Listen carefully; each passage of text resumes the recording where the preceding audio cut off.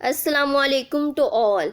I am here to teach about course called Bio 303.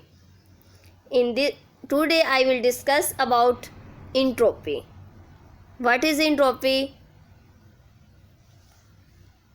Entropy change, अगर हम इसको simple terms के देखें, किसी भी सिस्टम के अंदर चेंज कितना हो रहा है उसको हम एंट्रोपी कहते हैं.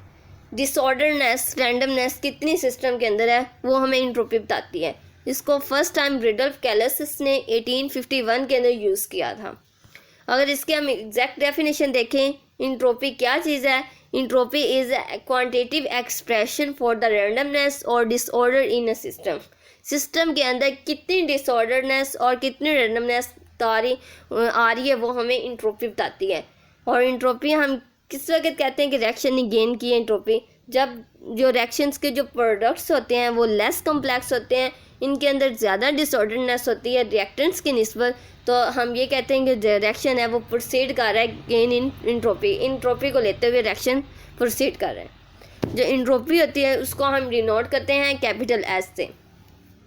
जब change in entropy delta S positive sign show करेगा, इट मीन्स इस सिस्टम की एनर्जी इंक्रीज हो रही है. और जब change in entropy negative sign show करेगा, इट मीन्स सिस्टम की एनर्जी डिक्रीज हो रही है. इसका पेपर पॉइंट ऑफ व्यू से इसका यूनिट काफ़ी इंपॉर्टेंट है, एमसीक्यूज में पूछा जाता है.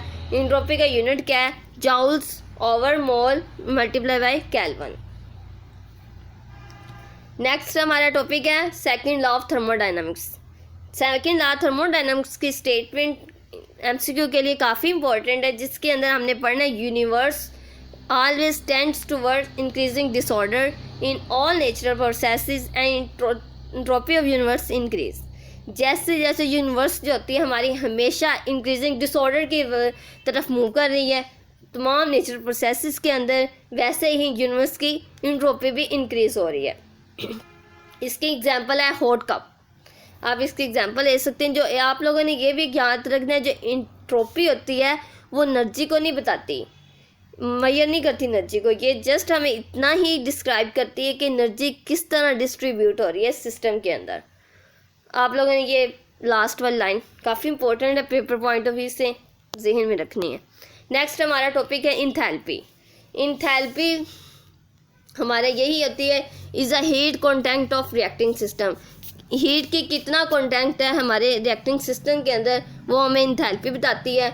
और ये हमें बताती है कि numbers and kinds of chemical bonds in the reactant and products है. कितने नंबर्स, कितनी किस्म के केमिकल बॉन्ड्स रिएक्टेंट्स और प्रोडक्ट्स के अंदर होते हैं वो हमें इंथैल्पी बताती है.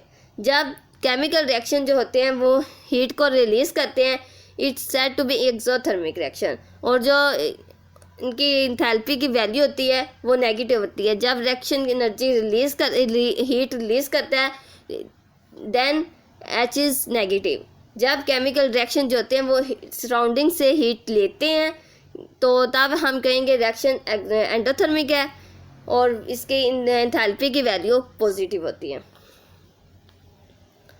नेक्स्ट हमारा है गिब्स फ्री एनर्जी. जो गिब्स फ्री एनर्जी होती है वो हमें एक्सप्रेस करती है कितनी अमाउंट एनर्जी की रिक्वायर होती है कि वर्क के लिए रिएक्शन के दौरान, जब कांस्टेंट टेम्परेचर हो, कांस्टेंट ही प्रेशर हो.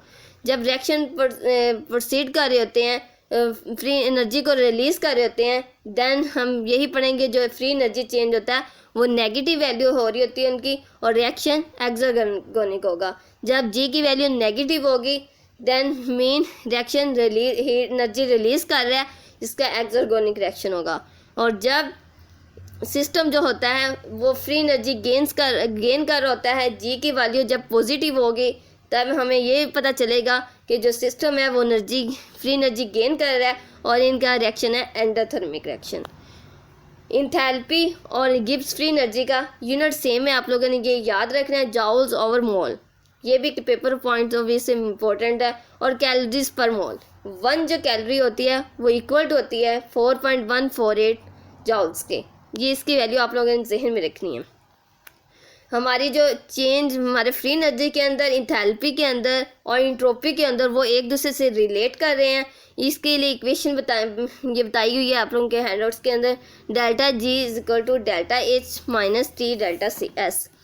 तो डेल्टा जी है वो change in free Gibbs free energy को डिनोट कर रहा है, डेल्टा जो एच है वो चेंज इन एंथैल्पी को, और जो टी है वो एब्सोल्यूट कांस्टेंट टेम्परेचर को, और डेल्टा एस जो है चेंज इन एंट्रोपी को।